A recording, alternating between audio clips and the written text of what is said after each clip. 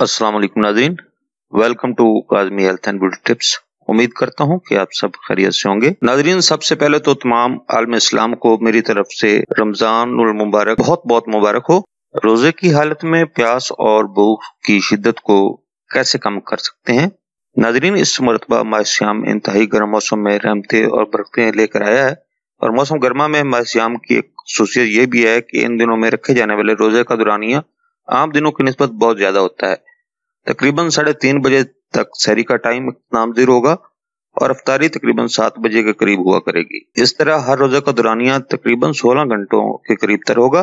नाज़रीन, ऐसे में जरूरी है कि सहरी ऐसी गजा से की जाए जो देर हजम हो, ताकि लंबे दुरानिये तक भूख और प्यास का एहसास न होने पाए। इसलिए दर्जैल गजाएं आपको बताई जा रही हैं, जिनके इस्तेमाल से आपको प्यास और भूख की शिद्दत कम से कम महसूस होगी। नाज़रीन, गजाएं नोट फरमा लें।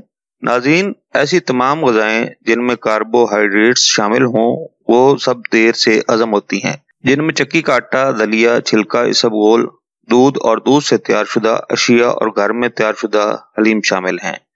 मशरूब। नाज़रीन, इलायची या सौंफ का कावा या चाय का इस्तेमाल प्यास की शिद्दत को कम करता है, जबकि दूसरी जानब रूहानी तरीका यह है कि आप दिन भर सूरत कौसर का विर्द करें और ये विर्द भी प्यास की शिद्दत को काफी हद तक कम करता है। नाज़रीन, वैसे जमाना कदीम में लोग खजूर का शरबत इस्तेमाल करते थे। रात को खजूर भिगोकर रख दें, सहरी में गुठलियां निकाल कर मसल कर पी लें। सहरी दही या दही की लस्सी के साथ पराठा या सालन रोटी, पराठे के आखिर में चाय का 1 कप पी लें। सहरी करने के बाद 2 चम्मच दही में 2 अदद छोटी इलायची के दाने डालकर पी लें या फिर 2 से 3 छोटी इलायची के दाने निकाल कर चबा लें। सहरी में खजूर का शरबत इस्तेमाल किया जाए। नाज़रीन, इस अमल से प्यास की शिद्दत में बहुत हद तक कमी वाक़या होगी। अफ्तारी।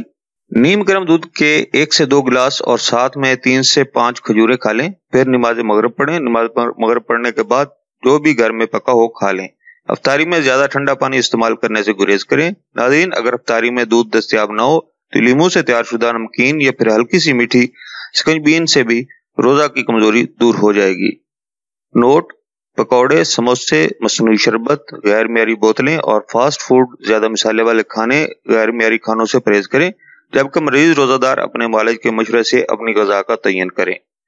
नाज़रीन, अगर आपको हमारी वीडियोस, हमारी काविशें यानी हमारे नुस्खाजात अच्छे लग रहे हैं तो हमारी वीडियोस को ज्यादा शेयर करें और हमारे चैनल को सब्सक्राइब करें। अगले नुस्खे तक इजाजत चाहूंगा। अल्लाह हम सब का हामी नासिर हो। अल्लाह हाफिज।